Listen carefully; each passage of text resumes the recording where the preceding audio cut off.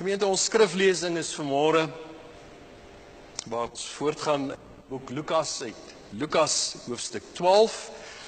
Ons gaan lees vanaf vers 13. Lukas 12. Ons gaan lees vanaf vers 13 tot vers 21.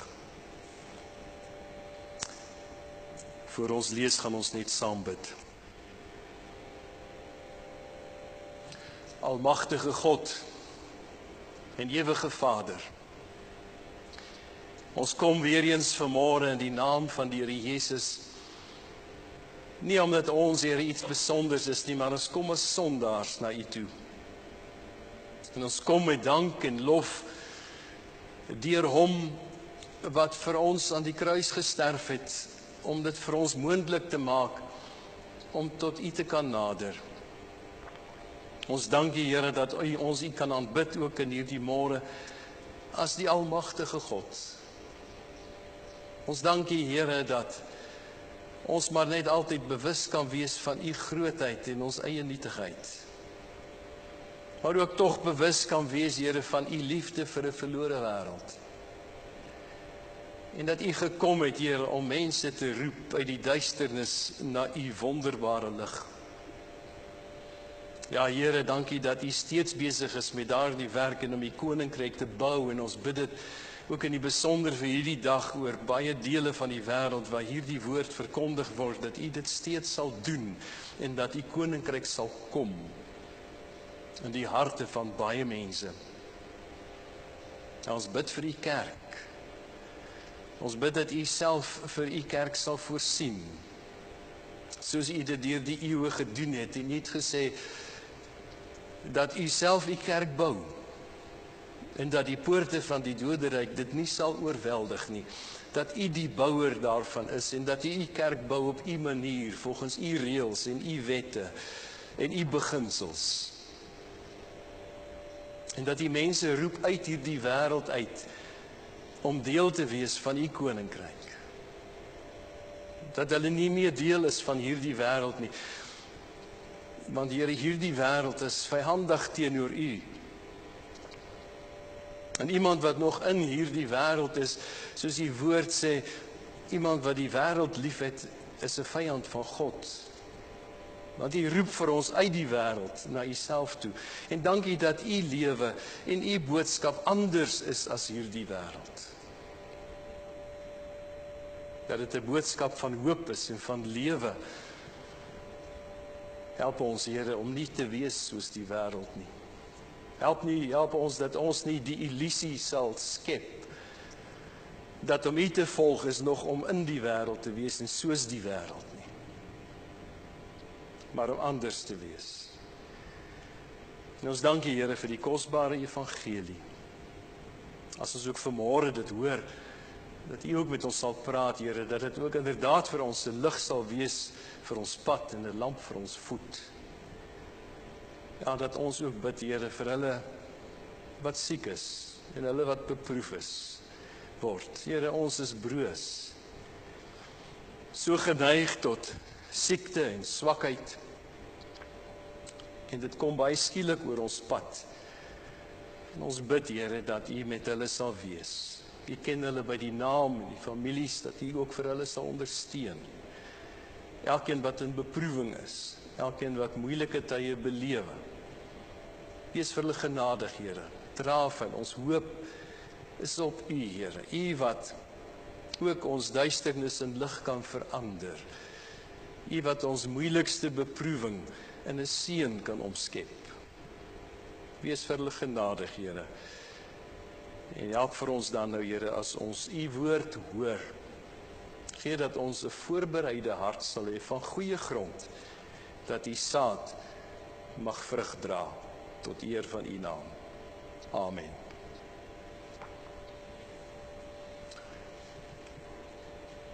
Ons gaan lees Lukas hoofstuk 12 vanaf vers 13, die opskrif, die gelykenis van die ryk dwaas. Iemand uit die menigte sê toe vir Jesus: "Meneer, sê vir my broer, hy moet die erfenis met my deel." Maar hy antwoord hom: "Man, wie het my as regter of deler vir julle aangestel? Toe sê hy vir hulle, pas op en wees op die hoede vir elke vorm van gierigheid. Want 'n mens se lewe is nie afhanklik van die oorvloed van sy besittings nie. Toe vertel hy hulle gelykenis. 'n Ryk man se grond het goed gedra. Hy het toe by homself gedink, wat moet ek doen? Ek het nie plek waar ek my oes kan opgaar nie. Toe besluit hy, dit sal ek doen. Ek sal my skure afbreek en groter bou. Daarin sal ek al my graan en my ander goed opgaar. Dan sal ek vir myself sê, mens, jy het baie goed wat weggesit is vir baie jare. Hou op met werk, eet, drink, leef lekker. Maar God het vir hom gesê, jou dwaas, vannag nog sal jou lewe van jou opgeëis word. En wie kry dan alles wat jy bymekaar gemaak het? So gaan dit met hom, wat vir homself skatte vergader en nie ryk is by God nie. Tot sover die woord van die Here. O gemeente, in die Bybel sien ons dat die onderwerp van geld baie dikwels aangespreek word. En so ook hierdie gelykenis wat die Here Jesus hier vertel rondom die gebeure wat daar plaasgevind het, is weer eens 'n geleentheid. Een van baie waarin Jesus praat oor geld. En dat hy dikwels geleer het dat geld 'n aanduiding is van 'n mens se karakter. Tot so mate dat 'n mens se beskouing van geld dikwels kan getuig van die egtheid van jou verlossing of nie. Ons sien van die bekering van Saggeus in Lukas 9 vers 8. Wat hy sê nadat hy 'n ontmoeting met Jesus gehad het en hy was 'n bedrieger en 'n skelm gewees, maar na sy ontmoeting met Christus wat in sy huis gekom het, sê hy, kyk Here, die helfte van my besittings gee ek aan die armes, en as ek van iemand iets afgepers het, gee ek dit 4-dubbel terug. En dat in die reaksie daarop sê Jesus vir hom, vandag het daar verlossing vir hierdie huis gekom, hy is ook 'n seun van Abraham. Sy verandering in sy houding teenoor geld het ietsie gewys van 'n geestelike transformasie wat hy ervaar het. En Jesus het die egtheid van Saggeus se verlossing bevestig op grond van hierdie reaksie van hom. Dit wat ek gesteel het, gaan ek teruggee. Ek het nou 'n hart nie net vir myself nie, maar ek het 'n hart vir God en vir ander. Aan die ander kant het die ryk jong man, die sinagogeleier, wat gesoek het na die ewige lewe, ook Jesus se oproep na disippelskap gehoor. En het gesê, Here, hoe kan ek hierdie ewige lewe beerwe? En Jesus het hom getoets. En het hom gevra, aan die einde van sy gesprek, om al sy besittings te verkoop en vir die armes te gee. Nie omdat dit miskien noodwendig is wat sou gebeur het nie, maar die Here het hom getoets. Want hy het gesê, hy het al die wette onderhou, maar die Here moes vir hom wys dat die 10de gebod, jy mag nie begeer nie, eintlik diep in sy hart gesetel was. En sy reaksie was die teenoorgestelde van Saggeus. In plaas van om tot volle oorgawe te kom. Want jy sien die Here as sy disippels soek, dan soek hy nie mense wat chocolate soldate sal wees of halwe disippels nie, of mense wat hom met 'n halwe hart sal dien nie, maar hy soek mense wat volkome aan hom oorgegee is en hom met 'n volkome hart sal dien. Wat nie nog in die wêreld is nie, maar wat uit die wêreld sal kom. En hierdie man was nie bereid om dit te doen nie. En dan staan hy bedroef weggegaan. want hy het baie besittings gehad.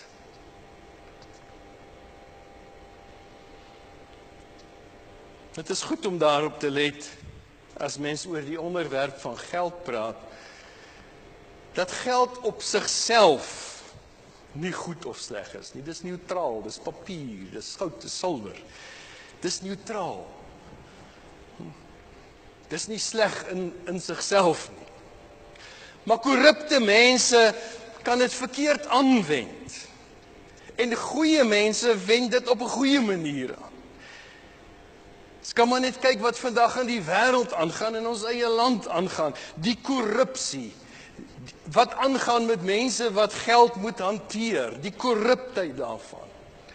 Dat dit 'n mens siek maak, die mate waarin mense steel en korrup is. Maar geld wys dan ook, reflekteer. Wat is jou lewensprioriteite? Jesus se woorde was in Lukas 12 later in vers 34, waar jou skat is, daar sal jou hart wees. En die skat wys, wat is jou hoogste prioriteit? Waaraan heg jy die hoogste waarde? Wat vang jou hart vas? Wat vorm dit? Wat lei dit? Wat is die rigting van jou lewe? En by jou skat sal wys wat dit is. As dit op aarde is, as dit geld is en status en gemak, dan sal dit jou hart vasklem. En dit sal wys waarheen jy gaan. As dit in die hemel is, by die Here, by sy koninkryk, by sy geregtigheid, dan sal jou hart aan hom gewy wees en jou lewe en jou karakter sal weerspieël. Jy beweeg waar jou skat is. Die Bybel verbied nie die besit van geld nie. Inteendeel. Die Bybel leer dit is God wat die vermoë gee om rykdom te verkry. Dis God. Deuteronomium 8 vers 18 sê, maar dink aan die Here jou God, dat dit hy is, wat jou krag gee om rykdom te verwerwe, en dat hy, in 1 Timoteus 6 vers 17 sê, ons alles ryklik gee om te geniet. God gee dit. Hy gee rykdom. Kom uit sy hand. En hy gee dit ook dat jy dinge kan geniet. Daardie seun van die Here het baie godvreesende manne in die verlede en in die Bybel baie ryk gemaak. Byvoorbeeld Job, skatryk in sy tyd, Abraham, Isak, Jakob, Boas, Salomo, een van die rykste manne, Josef van Arimatea. Die Here het ook beloof dat hy sy volk wat hom gehoorsaam, nie net geestelik nie, maar ook materieel sal seën. Maar wat die Bybel wel verbied, is 'n liefde vir geld. Daar teenoor waarsku 1 Timoteus 6 vers 10, want die geldgierigheid, die liefde vir geld, is die wortel van alle ewels. En omdat sommige dit begeer het hulle afgedwaal van die geloof en hulle self met baie smarte deurboor. Geld is neutraal. Maar die liefde daarvoor, die obsessie daarmee, en 'n mens sien dit oral, jy lees dit elke dag in die nuus van dit, elke dag. Hierdie liefde vir geld. Hy sê dis die wortel van alle ewels. Die Bybel sê dit nie verniet nie. Waar kom baie van die korruptheid onder politici, in die wêreld, in die gemeenskap, die tekorte wat daar is, baie keer die armoede is die oorsaak van korrupte mense vir hulle liefde vir geld. Die obsessie daarmee, hy sê, dat het baie met baie smarte deurboor. Dat hierdie begeerte, hierdie drang, mense dikwels geestelik vernietig. Dis vrees, skuld, konflik. Lei baie mense tot gevangenskap. Hy's vasgevang. Paulus waarsku later vir Timoteus. Hy sê, leer die ryk mense, in vers 17, om nie hoogmoedig te wees nie, of hulle hoop op die onsekerheid van die rykdom te stel nie. Dat hy sê, daar is ook by julle, in Timoteus en jou gemeente, ryk mense, maar leer hulle een ding, moenie hoogmoedig wees nie. Moenie hulle hoop op die onsekerheid van die rykdom stel nie, want rykdom bring daai keer 'n gevoel van selfgenoegsaamheid. Dit laat mense voel hy's beter, hy's slimmer, hy's meer verdienstliker as ander.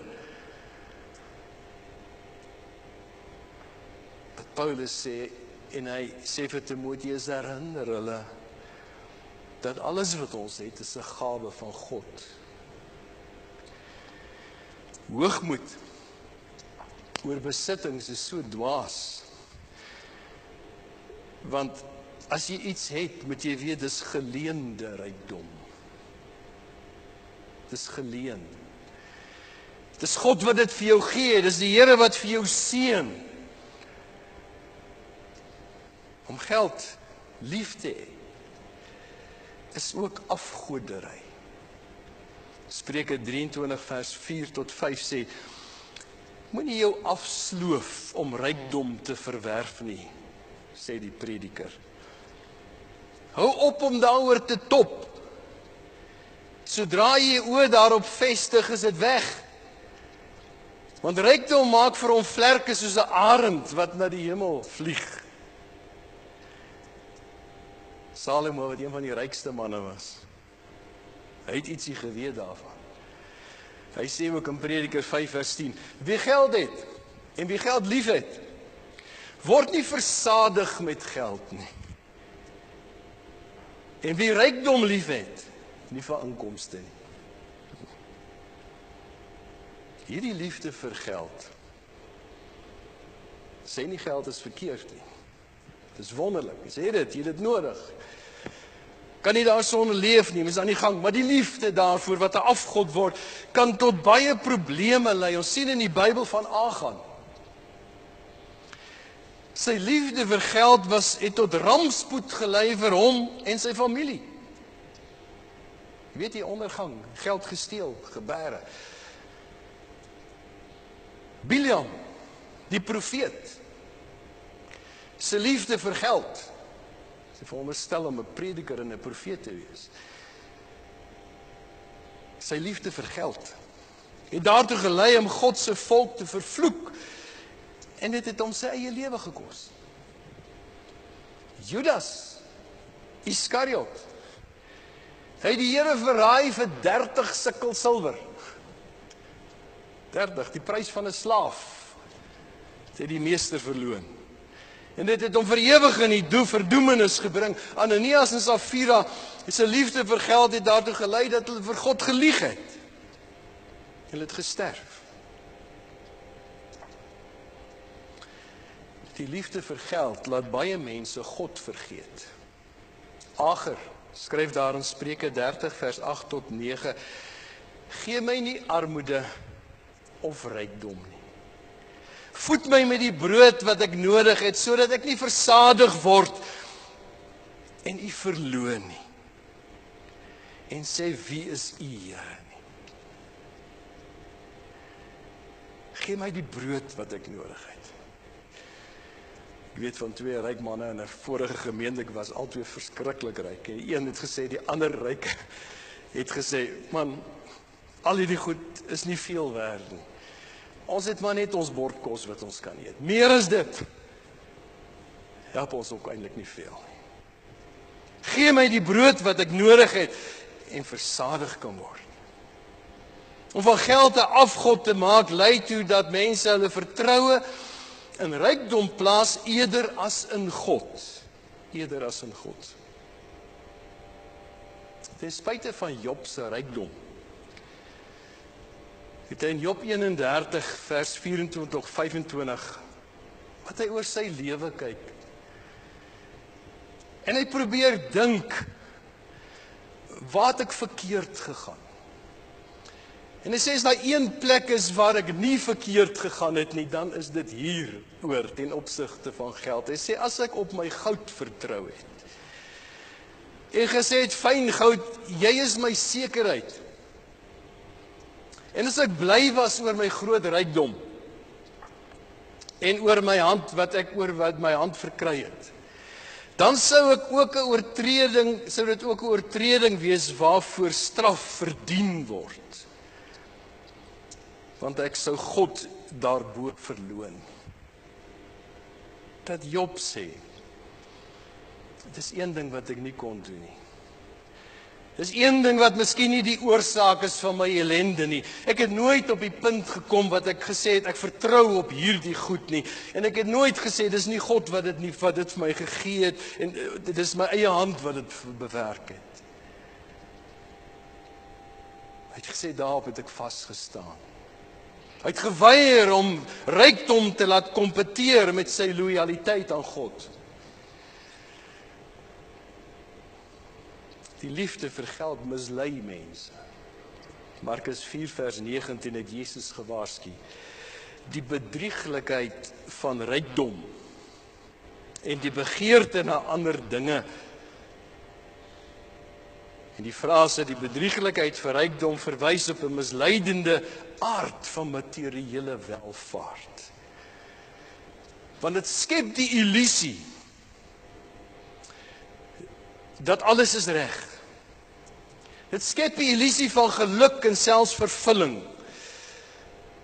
Maar in werklikheid lei dit dikwels dat mense weg van God beweeg en hulle doel om God te dien mis. Dit word 'n struikelblok vir baie mense om die evangelie te glo. Ongelowige mense wat ook baie besit kan mislei word deur te dink dat alles is maar reg in my lewe, want dit alles gaan so goed. Hulle kan dink is 'n teken van God se guns en sy seën. Dit hou baie verband. Dan soos ons ook gesê het met hoogmoed. Met hoogmoed. In Deuteronomium 8 sê Moses in vers 11 tot 14, pas op, dat jy die Here jou God nie vergeet nie. Deur sy gebooie en sy verordeninge en sy insettinge wat ek vir jou vandag beveel. Anders wanneer jy geëet het en versadig is en mooi huise gebou het en daarin woon en jou beeste en jou kleinvee vermeerder het en jou silwer en jou goud het vermeerder en alles wat jy het vermenigvuldig het, dan sal jou hart hoogmoedig word. En jy sal die Here jou God vergeet, wat jou uit Egipte land, uit die slawehuis gelei het. Hy sê pas op vir die bedrieglikheid van geldgierigheid, want dit maak 'n mens hoogmoedig. Die Bybel veroordeel die verkryging van geld op onwettige wyse. Dit is baie onwettige wyse. Nou, ons sien dit vandag oral, soos ek gesê het in die nuus. Diefstal, bedrog, dobbelary. Maar daar's ook 'n wettige manier om dit te verkry. Wat die Bybel ons vooroproep, jy kry gawes. Mense het verskillende gawes. Mense met uitsonderlike vermoëns. Dit kom van die Here. Mense doen goeie beleggings, dit kom van die Here wat hulle help en spaar en verstandig is in beplanning en werk. Dit kom van die Here. Ons het gesien in die openingsvers van hoofstuk 12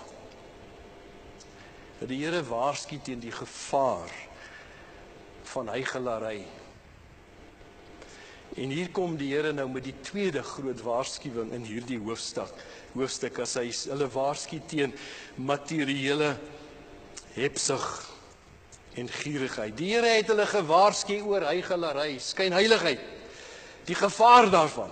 Hy het gepraat oor die lastering teen die Gees. Hy het gepraat oor die drie-eenheid, die Vader, die Seun, die Heilige Gees, en dan skielik, verrassend, word hy onderbreek. Hy word onderbreek. Terwyl hy oor hierdie onderwerpe praat, bars iemand uit die skare uit. En in vers 13 sê, Meester, sê vir my broer, hy moet sy erfdeel met my deel. Hierdie man was eintlik heeltemal onverskillig teenoor die diep geestelike waarhede wat Jesus geleer het. Mens kan hom voorstel, maar hy het daar in die kerk gesit en hy het die woord is verkondig en gepreek, maar sy gedagtes was eintlik daar ver anders by hierdie erfdeel en hierdie erfenis en miskien die prokureur wat die testament moet lees. As daar weet nie, daar was ek prokureurs ook seker in daardie tyd. Hy moes die testament lees en moes hoor wie gaan hierdie erfdeel kry. En hy roep Jesus op, die rabbi. Here, sê vir my broer dat hy die erfdeel moet deel met my. Dit is eintlik oor sy selfsugtige begeertes, waaroor dit gegaan het. Gedryf deur sy materialisme. En hy vra nie eintlik dat Jesus 'n regverdige uitspraak lewer nie. Hy wil eintlik hê Jesus moet in sy guns besluit. En wat antwoord Jesus? Hy sê nee, ek gaan nie in hierdie geskil betrokke raak nie.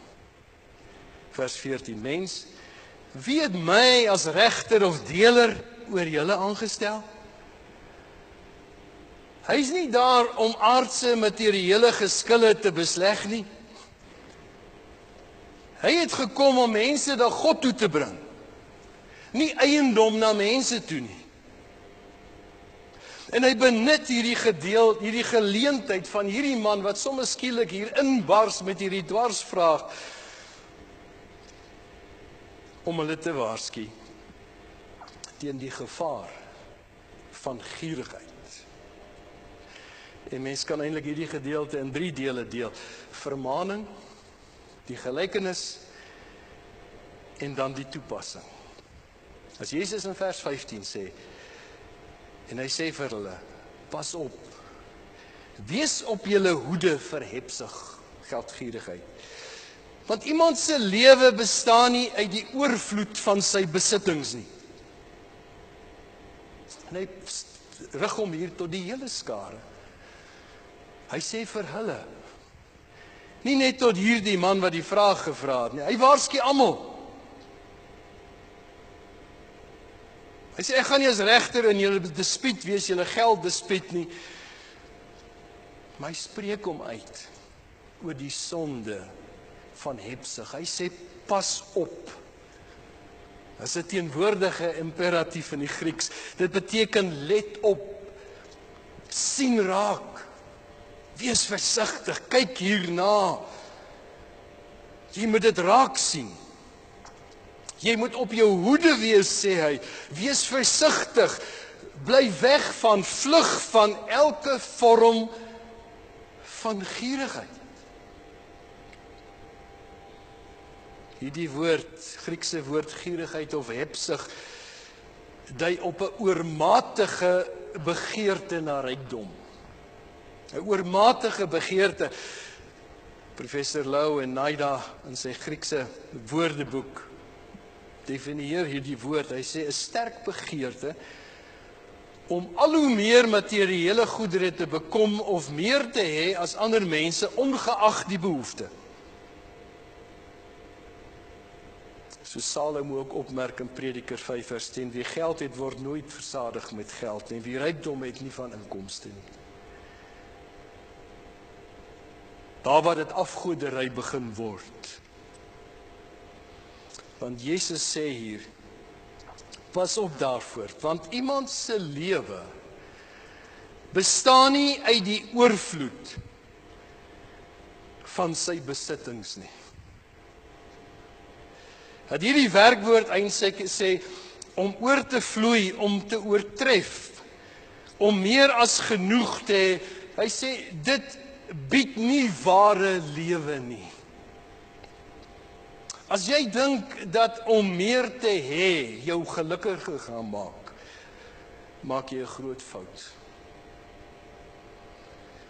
Want dit beteken nie, jy gaan oorvloed van lewe hê nie. As hy die woord lewe gebruik, die Griek gebruik hy nie die Griekse woord bios vir fisiologiese lewe nie, maar zoe, lewensvervulling, betekenisvolle, doelgerigte, ewige lewe. Dat hy sê, 'n vervulde, 'n bevredigende lewe, gevul met vrede en blydskap en seën, is nie bereikbaar deur materiële wêreld nie. Ongeag wat jy besit. Daai diep vervulling wat slegs die Heilige Gees kan werk, vrede en blydskap en geregtigheid, kom nie deur materiële besittings nie. En as dit nie daardeur kom nie, waarom maak jy dit die hoogste doel van jou lewe?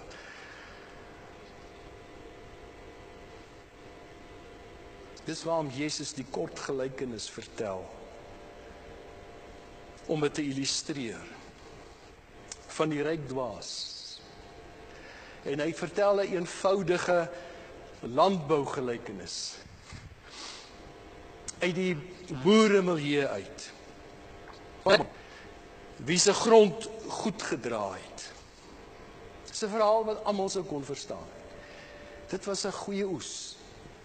Dit het goed gegaan. En net soos die man wat die lering onderbreek het, was hierdie ook moontlik 'n denkbeeldige man in sy storie, maar hy was behep met rykdom. Daar's geen aanduiding dat hy deur misdaad en bedrog voorspoed bereik het. Niks daarvan nie. Sy land het eenvoudig 'n buitengewone oes gelewer. En boere is afhanklik van faktore buite hulle self. Dis weet dit almal. Watter deel van die land jy ook boer, waar jy ook al is, jou oes is afhanklik van baie keer, jy kan baie doen en jy moet dit doen en dit help baie, maar daar's baie keer faktore buite jou beheer. En daarom is dit altyd so mooi om ook van die boerderygemeenskap te hoor wat hulle praat van hulle afhanklikheid van God. Want dis wat dit is. 'n Boer is afhanklik van God. Baie boere het ek al vir my gesê, ek kan nie sonder God boer nie. En daarmee erken jy ook, dis dinge buite my beheer. En dit kom deur God se voorsiening. Maar hierdie man, in plaas van om God te dank, redeneer hy na hierdie groot oes, wat sal ek doen? Want ek het nie plek vir alles nie. Sy groot oes, in plaas van hom te seën, was 'n dilemma vir hom. As hy dit verkoop, gaan hy die mark oorversadig maak met die pryse, en die pryse gaan daal. So sy oplossing is, bou groter skure, breek die ander af, en dan kan hy dit daarin sit. Sy beplanning was nie verkeerd nie, sy groot oes was nie verkeerd nie. Sy groot probleem is, hy het nie God erken nie. God het nie in sy lewe gefunksioneer nie. Dit het oor hom gegaan. Sy selfsugtigheid, en daarom sy redenasie, en jy kan kyk na hierdie gelykenis, ek sal dit doen, my dit. 12 keer gebruik hy my en ek. Geen eer aan God of iemand anders nie. Hy dink nie aan hulle nie, dis net homself. En hy praat ook met homself. Hy sê, siel, jy het baie goedere. Jy het nou baie goed, vir baie jare. Vir hierdie jare magtige oes, vir die volgende klomp jare groot voorspoed, lekker tyd wat vir my voorlê, en daarom kan hy nie anders as om by te voeg, laat ons eet en drink en vrolik wees nie. Eet en drink en vrolik wees. Toon ook net eintlik op sy selfsugtigheid, sy blaatante, soos die woord sou sê, Griekse woord hedonisme, waar plesier en genot die hoogste lewensdoel word. Maar daar's iets wat hy vergeet het. iemand wat hy vergeet het. Hy beplan sy toekoms, hy dink aan sy toekoms, hy dink aan sy plesier, hy dink aan sy oorvloed, maar hy vergeet van God. En daarom staan daar in hierdie gelykenis, God sê vir hom, jou dwaas. Jou dwaas, vannag nog sal jy sterf. Die Bybelse sin is 'n dwaas iemand wat sonder God beplan. Psalm 14 sê so mooi, die dwaas sê in sy hart, daar's geen God nie. Nee? So hierdie man se grootste fout was nie finansiëel nie, was nie sy boerdery, was nie sy beplanning nie, maar geestelik. Hy het God vergeet. Hy het sy eie sterflikheid vergeet. Hy het wat die stoïsyne van gepraat het, memento mori. Onthou, jy gaan sterf. Hy het dit vergeet. Hy het God uit sy beplanning gelaat, en dis die toppunt van dwaasheid. As geen groter dwaas is iemand wat God vergeet en nie voorberei vir die lewe hierna nie. En dan in kort die toepassing. Vers 21. So gaan dit met hom wat vir homself skatte vergader en nie ryk is in God nie. Die een wat skatte vir homself opgaar en nie ryk is in God nie, is 'n dwaas in God se oë. Want sy lewe sou nog daardie nag eindig, en dan sou dit vir hom permanent nag wees. Dan sou al sy hoop op plesier, al sy hoop op vrolikheid verdwyn. Al sy hoop op gemak sou weg wees. Dit sou die einde van alles wees. Al sy skatte sou hy agterlaat. Hy sou kaal en naak voor die lewende God gaan staan. Die grootste sukses in hierdie wêreld sonder God is 'n resep vir die grootste mislukking. Dit lei tot die grootste leegheid. En Jesus sê, so gaan dit met hom, met elkeen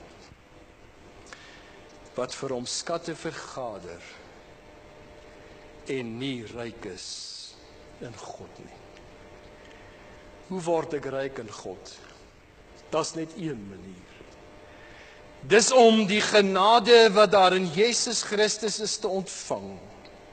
Om deur geloof na God toe te kom in jou eie verlorenheid, om jou lewe in totale oorgawe aan hom te gee wat vir jou gesterf het en sy bloed vir jou gestort het, tot vergifnis van al jou sonde, om jou lewe ten volle aan hom te wy, om ryk aan God te wees en elke dag gevul met sy liefde, met sy woord en in sy diens, wetende dat verlossing 'n gawe is, en dit sal die dood oorleef. Mag dit wees dat hierdie gedeelte ook vir een vir my leer, as ons lees in hoofstuk 12, pas op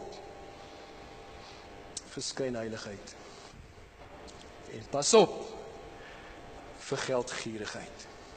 Stel die Here eerste, en laat jou lewe 'n weerspieëling wees van sy heerlikheid, van nou af tot in ewigheid. Amen. Ons bid saam. Here, ons dankie dat ons ook vanmôre u woorde kan hoor. U woorde wat vir ons oproep om ryk in God te wees. Om werklik te verstaan dat die vervulling van die lewe te vind is by Jesus. Wat gesê het, ek is die brood van die lewe. Wat gesê het, hy wat in my glo, sal nooit weer dors kry nie, en hy wat na my toe kom, sal nooit weer honger kry nie. U bied versadiging, blywende versadiging. By u is oorvloed van lewe. Ons dankie vir al die gawes wat u vir ons gee, Here. Oorvloedig, oorvloedig. Ons wil U die dank bring, U die lof. Maar nie net met woorde en met 'n gebed nie, maar met die lewe. Te sê, hier is ons Here. Help vir ons op hierdie pad, dat ons ryk in die Here sal wees. Ons vra dit om U naam se wil. Amen.